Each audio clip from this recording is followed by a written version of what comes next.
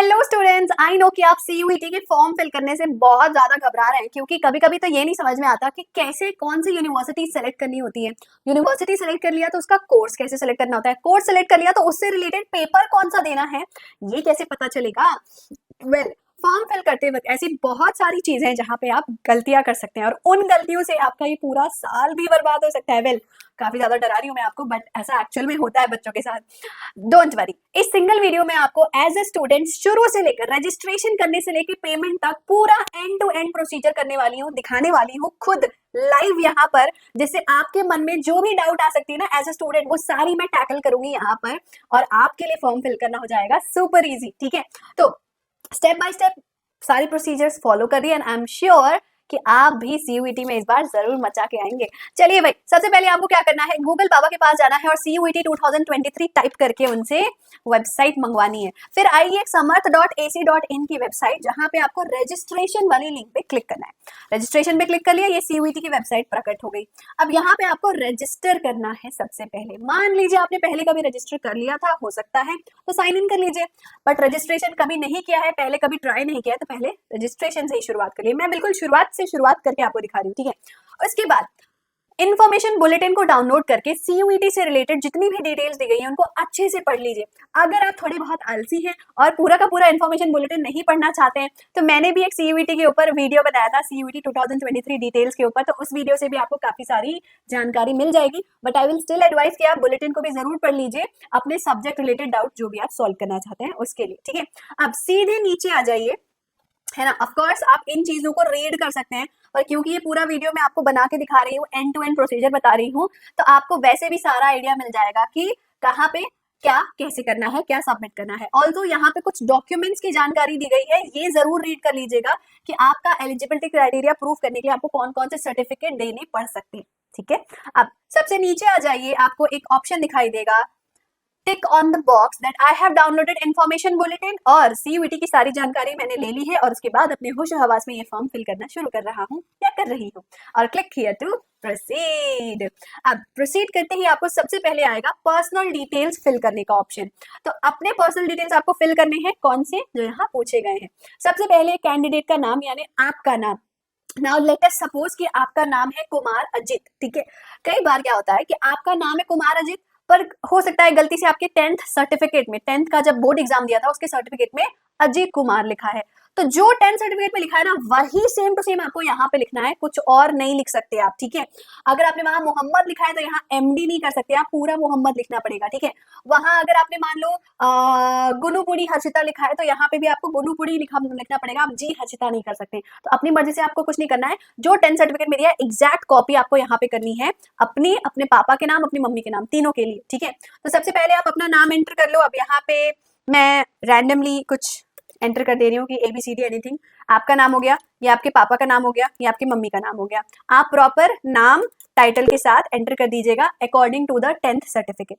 इसके बाद ठीक है, आता है आपके गार्जियन का नाम। ना इन केस आप अपने मम्मी पापा के साथ रहते हैं और वो हैं इस दुनिया में, तो आपको गार्जियन का नाम फिल करने की जरूरत नहीं है।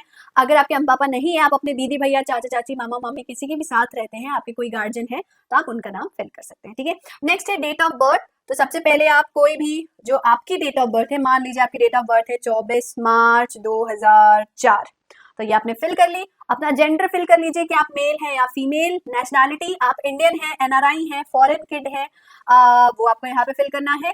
देन आइडेंटिटी टाइप, ये बहुत इंपॉर्टेंट है, आपको अपने मम्मी पापा से क्लियरली पूछ लेना है कि आपके पास कौन सा ID कार्ड है। आपका स्कूल का ID कार्ड है, पैन कार्ड है, पासपोर्ट है, voter ID, ration card, bank passbook, driving licence या फिर any other government identity. Generally हर बच्चे के पास स्कूल ID कार्ड तो होता ही है, तो मान लीजिए आपने स्कूल ID कार्ड ले लिया और उसका नंबर फिल कर दिया। ठीक है, अब इसके आगे बढ़ जाते हैं। या next is your present address. Address में फॉर एग्जांपल आपने एंटर कर लिया कि आपका हाउस नंबर है 102। ठीक है, फ्लैट नंबर होता है ना आपका, तो मान लीजिए आपने यहाँ पे ऐसे लिख दिया कि मेरा फ्लैट है 102। लोकेलिटी आपने डाल दीजिए कि मान लीजिए कि टकेशी कासल में आप रहते हैं, तो आपने वो डाल दिया। लोकेलिटी आपने डाल दिया कि सीपत रोड के पास मेरी सोसाइटी है, ठीक है। कंट्री में आपको सिलेक्ट करना होगा आप इंडिया के हैं या किस कंट्री के आपका करंट एड्रेस है, ठीक है, प्रेजेंट एड्रेस है। इंडिया में कौन से स्टेट में आप रहते हैं, तो मान लीजिए आप दिल्ली में रहते हैं तो दिल्ली डाल दिया आपने। दिल्ली के आसपास डिस्ट्रिक्ट का है तो मान लेते हैं न्यू दिल्ली में आप रहते हैं। पिन कोड आपको डालना है तो लेट्स से कि 122001 डाल दिया आपने। अब ईमेल एड्रेस डालनी है आपको, तो जो भी आपका ईमेल एड्रेस है ध्यान से अगेन अपने दीदी भैया या मम्मी पापा से डिस्कस करके, अपने गार्जियन से डिस्कस करके डालिए ऐसी ईमेल आईडी जो आप यूज कर रहे हैं। बहुत सारे बच्चे रैंडमली ईमेल आईडी तो बना देते हैं, है ना, कि फ्री फायर 1234 कुछ भी बना दिया और कभी उसको देख नहीं रहे। ऐसा ईमेल आईडी आपको नहीं चाहिए जो यूज में नहीं है, जिसका पासवर्ड याद नहीं है। क्यों? क्योंकि आगे जाके ओटीपी आएगा आपके ईमेल आईडी पर, आगे जाके हो सकता है एडमिट कार्ड आएगा या इंपॉर्टेंट इन्फॉर्मेशन आएगा, तो आपका ऐसा ईमेल आईडी चूज करना है जो अभी आप यूज कर रहे हैं लगातार, ठीक है। तो अपनी ईमेल आईडी एंटर कर लीजिए फटाफट से।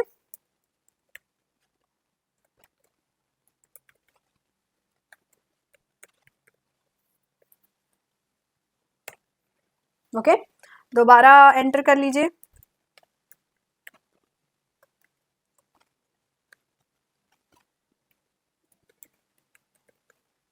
ऑल राइट,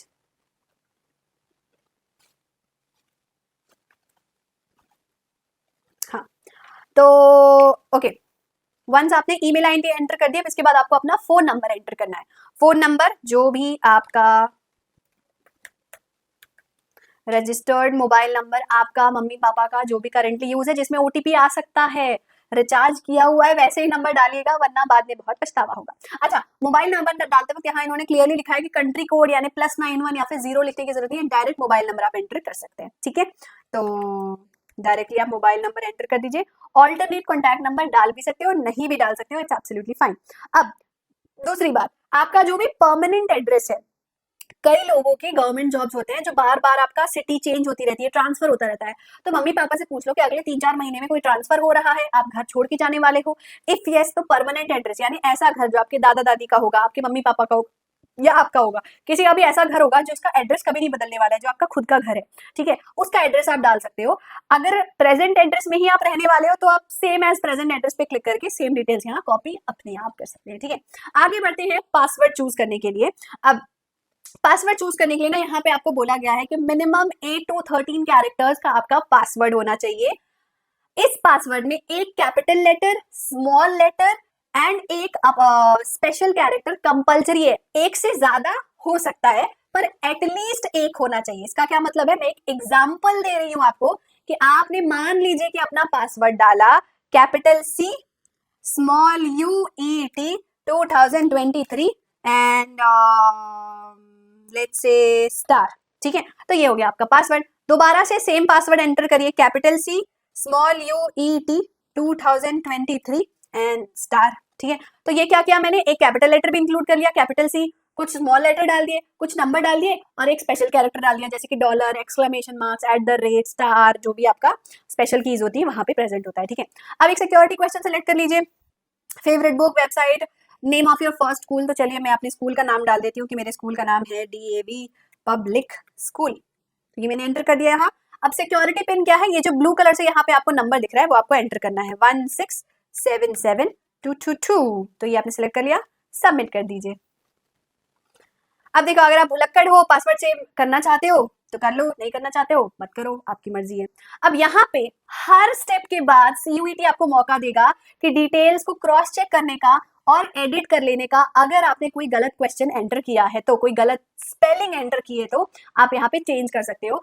और इस स्टेप को सीरियसली लेना। देखो, काम चोरी के चक्कर में और हड़बड़ी के चक्कर में इसको स्किप करके ऐसा मत करना कि आपने गलती की थी और उसको इग्नोर भी कर दिया और आगे बढ़ गए, बाद में बहुत पछताओगे आप जब आपका फॉर्म रिजेक्ट हो जाएगा, और ऐसा हम नहीं चाहते हैं, ठीक है। तो प्लीज हर स्टेप को क्रॉस वेरीफाई जरूर करिए। नाउ अगर आपने क्रॉस वेरीफाई कर लिया तो यहाँ टिक लगा दीजिए कि मेरा नाम, पापा का नाम, ईमेल एड्रेस, प्रेजेंट एड्रेस, मेरा date of birth, mother name, mobile number, present permanent address सब मैंने सही डाला है। मैं डिक्लेरेशन पे क्लिक करता हूँ या करती हूँ। अगर नहीं सही लग रहा है तो एडिट रजिस्ट्रेशन डिटेल वाले ऑप्शन पे क्लिक करो, ठीक है। अब यहाँ पे सही लग रहा है तो submit and send OTP to the mobile number पे क्लिक करो, ओके कर दो। उसने मोबाइल नंबर पे आपको भेज दिया, ठीक है। जैसे ही मोबाइल नंबर पे भेजा है तो नीचे आना है, आपको 15 मिनट का टाइम दिया गया है OTP एंटर करने के लिए। तो जाइए अपने फोन में चेक करिए आया है क्या OTP। शॉपिंग तो खूब करते होंगे आप ऑनलाइन, तो ओटीपी तो पता ही होगा कहाँ से आता है, कैसे आता है। ओटीपी एंटर किया, फिर ये ब्लू कलर का जो सिक्योरिटी पिन लिखा है वो डाल दिया, 2686713। सबमिट किया, अब हमारा रजिस्ट्रेशन कंप्लीट हो गया। ठीक है, तो आप सीयूईटी के वेबसाइट पे रजिस्टर्ड एप्लीकेंट बन गए हैं। उन्होंने यहाँ आपको एप्लीकेशन नंबर दे दिया है और एप्लीकेशन नंबर को आप नोट करके रख सकते हैं। ठीक है, अब आगे कंटिन्यू करते हैं। पूरा फॉर्म फिल करना बाकी है मेरे दोस्त। अब पर्सनल डिटेल्स में जो डिटेल आपने फिल की थी वो पहले से फिल दिखाई देंगी, जो नई डिटेल्स है वो अभी आपको फिल करनी है। और जैसे कि कैटेगरी, आप जनरल हैं, ओबीसी हैं, एससी एसटी ईडब्ल्यूएस हैं, अपनी कैटेगरी सेलेक्ट कर लीजिए। क्या आप पीडब्ल्यूडी कैंडिडेट हैं, सेलेक्ट कर लीजिए। पापा का नाम ऑलरेडी है, लेकिन क्वालिफिकेशन सेलेक्ट कर लीजिए कि वो ग्रेजुएट हैं, पोस्ट ग्रेजुएट हैं, any whatever you want you can choose. Father's occupation suppose आपने सेलेक्ट कर लिया कि वो इंजीनियर है, लॉ सूट में है, whatever your father is doing right now. Mother's qualification मान लीजिए आपने डाल दिया पोस्ट ग्रेजुएट और ग्रेजुएट और एनीथिंग मैटिकुलेट, आप अपनी मम्मी के अकॉर्डिंग डाल सकते हैं। इवन इफ वो हाउसवाइफ है या फिर इवन इफ यहाँ पे ऑप्शन अवेलेबल नहीं है तो अदर्स डाल के आप छोड़ सकते हो। ठीक है, अदर्स का मतलब ये नहीं कि सिर्फ हाउसवाइफ में ही अदर यूज किया जा सकता है, कोई ऐसा ऑक्यूपेशन जो यहाँ मेंशन नहीं है उसके लिए भी आप अदर्स डाल सकते हो। ठीक है, और चाहो तो अगर आपकी मम्मी सेल्फ एम्प्लॉयड है, सेल्फ एम्प्लॉयड डाल दो, बिजनेस करती है तो बिजनेस डाल दो, जो आपकी मर्जी। ना गार्जियन का नाम डालना कंपलसरी नहीं है। अब अपनी फैमिली का एनुअल इनकम डाल दीजिए।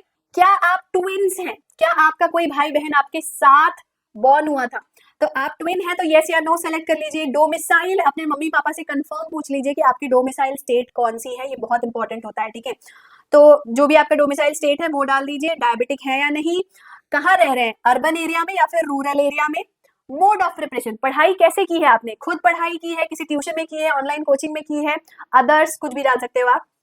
देन मीडियम, हिंदी मीडियम से पढ़े हैं आप, इंग्लिश मीडियम से, उर्दू मीडियम से, पंजाबी मीडियम से, आसामीज मीडियम से, तेलुगु मीडियम से, तमिल मीडियम से। तो यू हैव टू चूज कि आपने कौन से मीडियम से पढ़ाई की है। फॉर एग्जाम्पल इंग्लिश मीडियम से पढ़ाई की है, मीडियम यानी किस भाषा में आप लिखते हो अपना एग्जाम, मैथ्स का एग्जाम, साइंस का एग्जाम किस भाषा में लिखते हो, तो वो मीडियम हो गया। ठीक है, तो ये यहाँ पे हो गया आपका परमानेंट एड्रेस, टिक कर दिया, प्रेजेंट एड्रेस टिक कर दिया। कुछ और डिटेल्स आपकी कोटा और कैटेगरी से रिलेटेड, क्या आप बिलो पॉवर्टी लाइन है, क्या आप कश्मीरी माइग्रेंट हैं, क्या आप डिफेंस पर्सनल या फिर एक्स सर्विसमैन हैं, क्या आप एनसीसी कोटा के लिए एप्लीकेबल हो, क्या स्पोर्ट्स कोटा के लिए एप्लीकेबल हो, क्या आप वार्ड ऑफ यूनिवर्सिटी एम्प्लॉय हो, मतलब आपके मम्मी पापा एलिजिबल यूनिवर्सिटी में पढ़ाते हैं या जॉब करते हैं, तो क्या आपके मतलब आप उनके बच्चे हो बेसिकली, क्या आपके मम्मी पापा जॉब करते हैं यूनिवर्सिटी में, ये भी आपको फिल करना है। ठीक है, मान लो आपके मम्मी पापा डीयू में काम करते हैं, बनारस यूनिवर्सिटी में काम करते हैं, एमिटी यूनिवर्सिटी में काम करते हैं, तो आपको फिल करना पड़ेगा यस कि आपके मम्मी पापा एम्प्लॉय है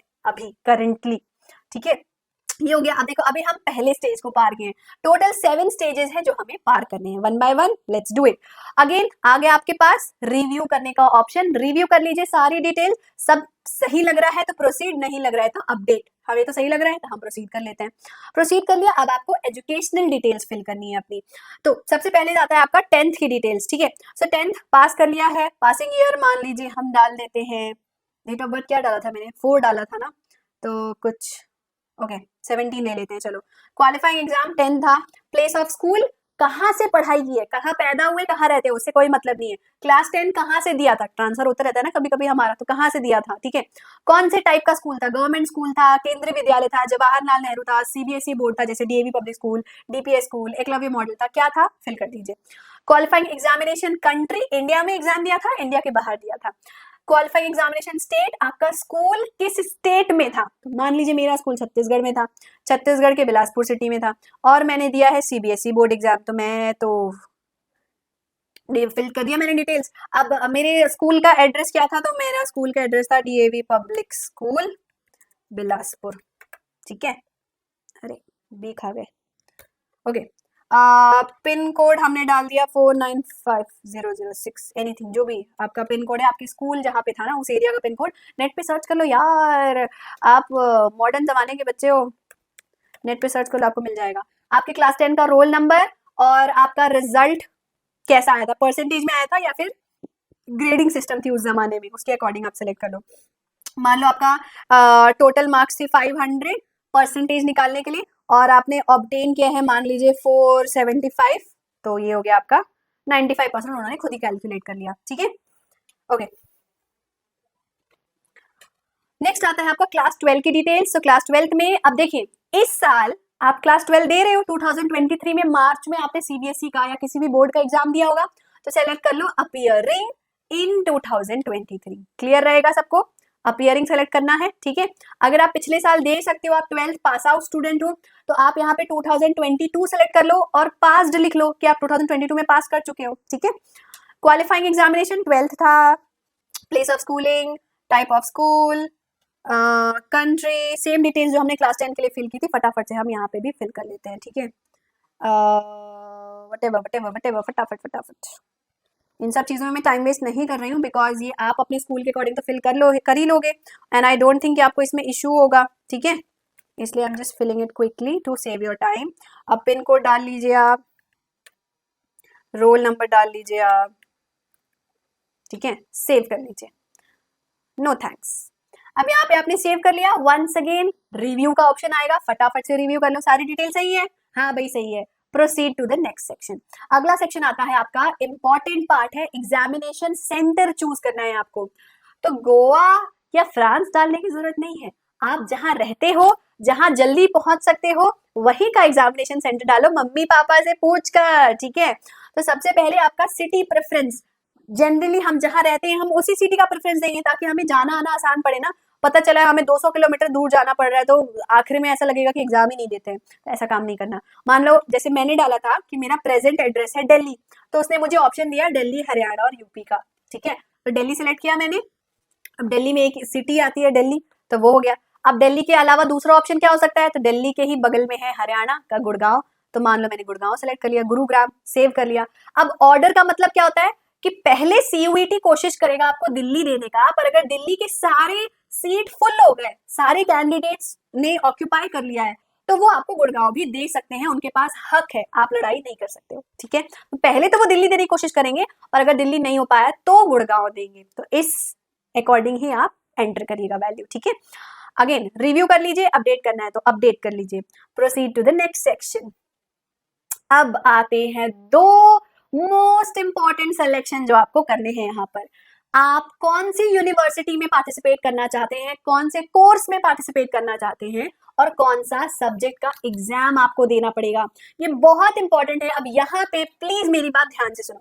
कई सारे बच्चों का माइंडसेट होता है कि ठीक है, मुझे अगर दिल्ली यूनिवर्सिटी मिल गई, वहां पे मैथ्स का कोर्स मिल गया तो मैं कर लूंगा, और मुझे लगता है दिल्ली नहीं मिली तो मुझे बीएचयू तो मिल ही जाएगा, बीएचयू नहीं मिला तो मुझे एमआईटी दिल्ली तो मिल ही जाएगा, तो ये 3 फिल कर देती हूँ। हम चौथा ऑप्शन डालते ही नहीं है, जबकि हमें अच्छे से पता है कि यहाँ 5 ऑप्शन डालो, 6 ऑप्शन डालो, 10 ऑप्शन डालो, फ्री है, वो पैसा नहीं लेगा यूनिवर्सिटी सेलेक्ट करने का। आप जितने ऑप्शन डाल सकते हो सब डालो ना, अपने ऑप्शन खुद क्यों बंद कर रहे हो?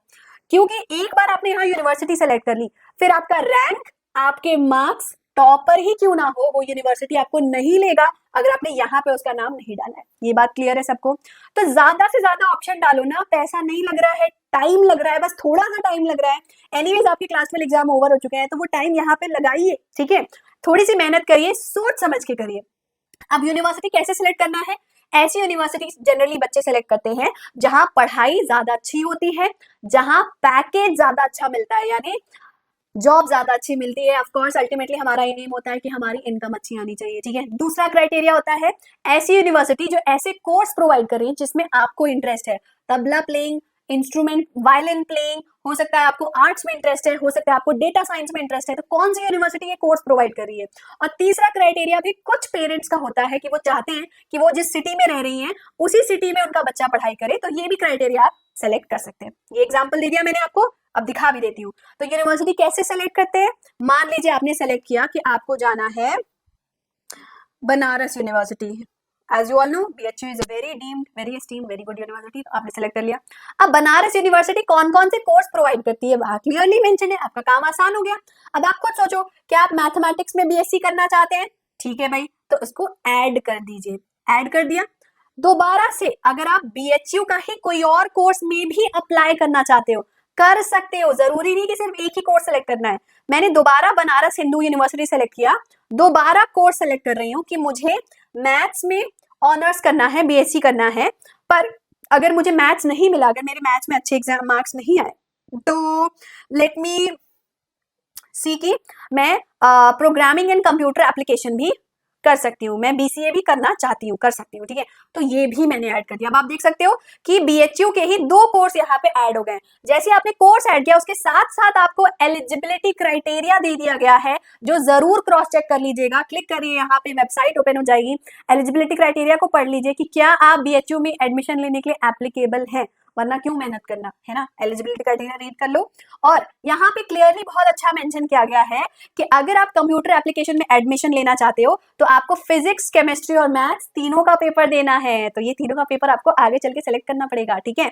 सिमिलरली अगर आप मैथमेटिक्स का पेपर देना चाहते हैं तो फिजिक्स, केमिस्ट्री, मैथ्स आपको देनी होगी for getting admission in the BHU, ठीक है। एक और यूनिवर्सिटी का एग्जाम्पल ले लेते हैं। कहीं आपको दिल्ली यूनिवर्सिटी दिखाई दे रही है?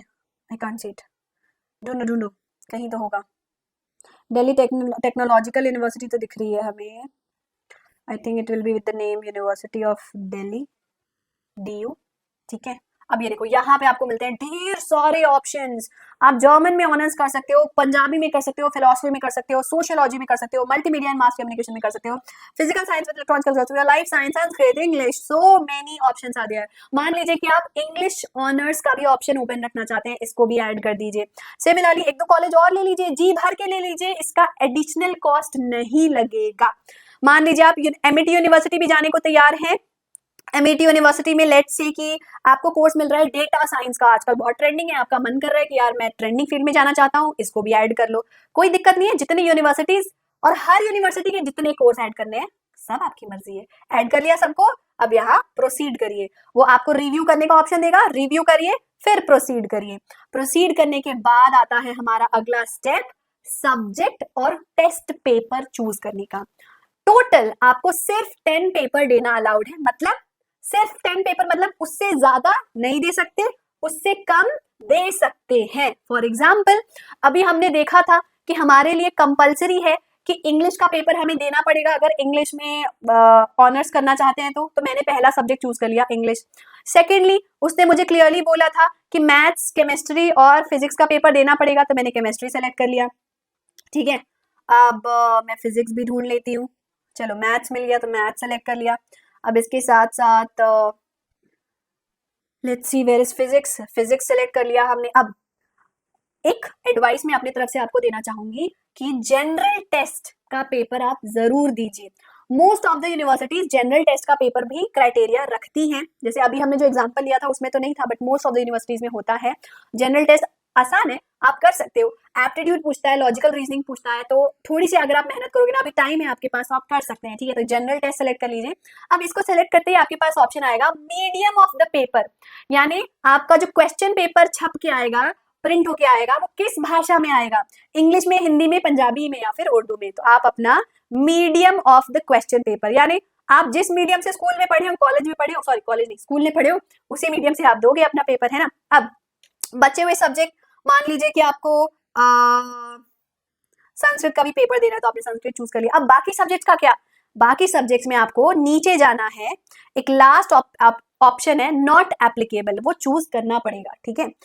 तो यहाँ सेलेक्ट करिए, लास्ट में जाइए, नॉट एप्लीकेबल। नॉट एप्लीकेबल मतलब मैं कोई छठा, सातवां, आठवां पेपर नहीं दे रही हूँ, ये आप डिक्लेयर कर रहे हो यहाँ पे कि भैया बाद में मुझसे मत पूछना कि तुम सिर्फ 4 ही पेपर में पास हुए, 5 ही पेपर में हुए, छठवें सातवें का क्या हुआ।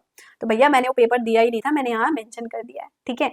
नीचे जाइए, डिक्लेरेशन पे क्लिक करिए, मैं पूरे होशो हवास में यूनिवर्सिटीज और टेस्ट पेपर का नाम क्लिक कर रहा हूँ, सच में, ठीक है, सेव कर लो। इसके बाद रिव्यू का ऑप्शन जरूर देगा CUET, रिव्यू करो कि हाँ भाई सब कुछ सही सलामत भरा है, यूनिवर्सिटीज भी सब सही लग रही है मुझे, एलिजिबिलिटी भी मैंने चेक कर लिया है, तो मैं प्रोसीड करती हूँ to the next section.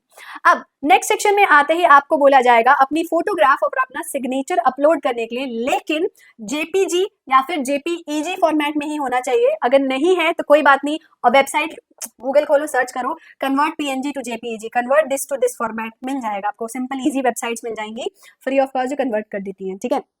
Convert कर लीजिए, बिना मास्क पहने, क्लियर विजिबिलिटी होनी चाहिए, 1000 बार रिजेक्ट करेगी ये वेबसाइट, मैं बता रही हूँ आपको। जब तक आपका फोटो 200 KB से छोटा नहीं है और आपका सिग्नेचर 30 KB से छोटा नहीं है, मतलब कंप्रेस्ड इमेज होना चाहिए, जब तक उनको क्लियरली दिखाई नहीं देगा वो तब तक एक्सेप्ट नहीं करेंगे, ठीक है। तो मैं एक रैंडमली अपलोड कर रही हूँ, मैं एग्जैक्ट तो अपना सिग्नेचर यहाँ अपलोड करके नहीं दिखा पाऊंगी आपको। तो मान लीजिए मैंने ये अपनी इमेज अपलोड कर दी, यहाँ मैंने क्लिक कर दिया अपलोडेड, ये मेरा फोटो अपलोड हो गया। मैं एक रैंडम इमेज यहाँ पे ले रही हूँ सिग्नेचर, ठीक है। आपको एक प्रॉपर अपना सिग्नेचर करना है, व्हाइट शीट पे ब्लू पेन या ब्लैक पेन से आप सिग्नेचर करो और उसको अपलोड करो प्रॉपरली, ठीक है। और 30 KB से छोटा होना चाहिए, तो बहुत छोटा सा इमेज आपका बनेगा, कंप्रेस्ड इमेज बनेगा। तो अपलोड कर लीजिए, प्रोसीड टू प्रीव्यू कर लीजिए। प्रोसीड टू प्रीव्यू किया तो वो पूरा फॉर्म आपको दिखाएंगे कि देखिए चेक कर लीजिए आपने जो डिटेल्स भरी हैं हम उसी को यहाँ पे अपलोड कर रहे हैं, ठीक है। लास्टली उन्होंने बताया कि क्योंकि आपका इंडिया में ही एग्जामिनेशन सेंटर है तो उसका कोई भी प्राइस चार्ज नहीं होगा, और क्योंकि आप 6 सब्जेक्ट का एग्जाम देने वाले हैं तो 1500 फीस आपको पे करनी है, ठीक है। तो जितने सब्जेक्ट जितने टेस्ट पेपर दोगे उसके अकॉर्डिंग आपका फीस जनरेट होता है। अब यहाँ पे आप चेकलिस्ट में टिक लगा दीजिए कि हाँ मेरा नाम सही है, father name, mother name, date of birth, gender, category, educational qualifications, state, city of appeared exam, guidelines मैंने पढ़ ली है, चॉइस ऑफ एग्जामिनेशन सेंटर मेरा दिल्ली और गुड़गांव है, और मैंने अपनी सारी डिटेल्स वेरीफाई कर ली हैं। मैं डिक्लेरेशन भी दे रही हूँ कि मैंने ऑनलाइन एप्लीकेशन को केयरफुली पढ़ा था और सबमिट किया था। ये सारी चीजें मैं अपने होशो हवास में फिल कर रहा हूँ या कर रही हूँ, एंड मैं एनटीए को ऑथोराइज करती हूँ कि वो सारी डिटेल्स पढ़ सकते हैं, मैं उन्हें अलाउ कर रही हूँ, ठीक है। तो ये सारी डिटेल्स आपने फिल किए और प्रोसीड टू पेमेंट कर दिया। यहाँ पे वार्निंग मिल गई आपको कि इस स्टेप के बाद कुछ बदलने का मौका नहीं मिलेगा, तो अभी भी सोच लो, ठीक है। और जैसे आपने सोच लिया कि हाँ भी सोच लिया है, ओके है मेरी तरफ से, तो वंस अगेन आपने जो ईमेल आईडी एंटर की थी वो दोबारा आपको यहाँ पर एंटर करनी है,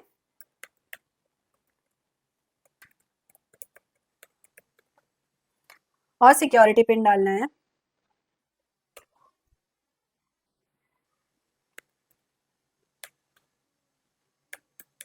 ठीक है। वेरीफाई पे क्लिक करना है, वो आपका ईमेल आईडी वेरीफाई करेंगे। कैसे वेरीफाई करेंगे? बेसिकली उन्होंने आपको एक ओटीपी भेजा है आपके रजिस्टर्ड ईमेल आईडी पे, तो अपनी ईमेल आईडी फटाफट से ओपन कर लीजिए, ठीक है। आपको आपके नाम से एक ओटीपी आई होगी फ्रॉम एनटीए वेबसाइट 89790, ठीक है। अपना कोड एंटर कर लीजिए 2686 कंफ्यूजिंग क्यों देते हैं security pin, I don't know. Okay, तो आपका एप्लीकेशन फॉर्म सक्सेसफुली सबमिट हो गया है। अब आपको सिर्फ और सिर्फ फी पे करनी है, ठीक है। तो यहाँ पे हमने कंटिन्यू पे जैसे ही क्लिक किया ना वो सारी डिटेल हमें दोबारा दिखाएंगे और दोबारा बोलेंगे अभी भी चेक कर लो, आखिरी मौका दे रहा हो तो आप फटाफट चेक करो, प्रोसीड करो, चेक करो, प्रोसीड करो, चेक करो, प्रोसीड करो। अपडेट का ऑप्शन दे रहा है, अभी भी आप चेंज कर सकते हो, कुछ गलत है तो ऐसे मौकों को मत गवाना, ठीक है। चेक करो, प्रोसीड करो, चेक करो, प्रोसीड करो, करते जाओ करते जाओ। फिर लास्ट में फिर से ये सारी चीजें प्रकट हो गई और यहाँ पे फिर से आपको टिक बॉक्स टिक बॉक्स टिक बॉक्स लगाते जाना है। So put the tick everywhere. जितने बॉक्सेस है ना सब में आपको लगाना ही पड़ेगा कि आप इन सारी चीजों को अपने होशो हवास में फिल कर रहे हो। ओके पे क्लिक करिए और आगे आपका पेमेंट विंडो, पेमेंट ऑप्शन में आपको यहाँ नेट बैंकिंग के ऑप्शंस दे रहे हैं और पेटीएम का ऑप्शन भी दे रहा है। किसी भी ऑप्शन को सेलेक्ट करिए, पेमेंट करिए एंड यू आर डन। उसके बाद कुछ भी नहीं करना है, ठीक है। अब मैं पेमेंट करके तो नहीं दिखा सकती क्योंकि मेरे को एग्जाम नहीं देना है इस साल, ठीक है, बट आपको देना है तो आप पेमेंट कर लीजिएगा। इसके बाद आपका एप्लीकेशन फॉर्म सबमिट हो जाएगा, रेफरेंस नंबर आप ऑलरेडी जनरेट कर चुके हैं, दैट्स ऑल। और आपको ये टेंशन लेने की जरूरत नहीं कि यार मैंने फॉर्म तो फिल किया था लेकिन मैं क्रॉस चेक कैसे करूंगा कि मैंने कहाँ फिल किया था, क्या फिल किया था, कुछ अपडेट आया है कि नहीं। टेंशन नॉट, आप जैसे ही पेमेंट कर लेते हो दोबारा आप जब भी सीयूईटी की वेबसाइट पे आओगे, आपने जो ईमेल आईडी एंटर की है और जो पासवर्ड एंटर किया है, जो मैंने शुरू में आपको एंटर करके दिखाया था ना, उससे आप हर बार लॉग इन करके देख सकते हैं कि आपके एप्लीकेशन फॉर्म का स्टेटस क्या है। ऑलराइट गाइस, तो आई होप ये वीडियो आपको यूजफुल लगा एंड आप इजीली सीयूईटी के फॉर्म को फिल कर पाएंगे। वेल वार्निंग दे रही हूँ, 30 मार्च आखिरी डेट है इस फॉर्म को फिल करने की। तो शाम के 9 बजे से पहले ही इस फॉर्म को फिल कर लीजिएगा, लास्ट मोमेंट में मत छोड़िएगा। आप देख रहे हैं घंटा भर लग सकता है इस फॉर्म को फिल करने में, है ना। तो सोच समझ के अच्छे से फॉर्म फिल करिए। It's a very good exam, मेरी माने तो इस एग्जाम को जरूर अटेम्प्ट करिए। फीस भी काफी नॉमिनल रखी है इन्होंने, of course depending on the number of subjects. Do give this exam। और ये वीडियो पसंद आया तो लाइक करना, शेयर करना और सब्सक्राइब करना बिल्कुल मत भूलना। और मुझे कमेंट करके बताओ कि इस टाइप के और कौन से वीडियोस आप CUET के ऊपर देखना चाहते हैं, कौन सी और डिटेल्स आपको देखनी है, सैम्पल पेपर्स करना है या फिर क्वेश्चंस करने हैं। Let me know anything in the comment section. Thank you for watching the video. मिलते हैं अगले क्लास में। Bye bye, bye guys.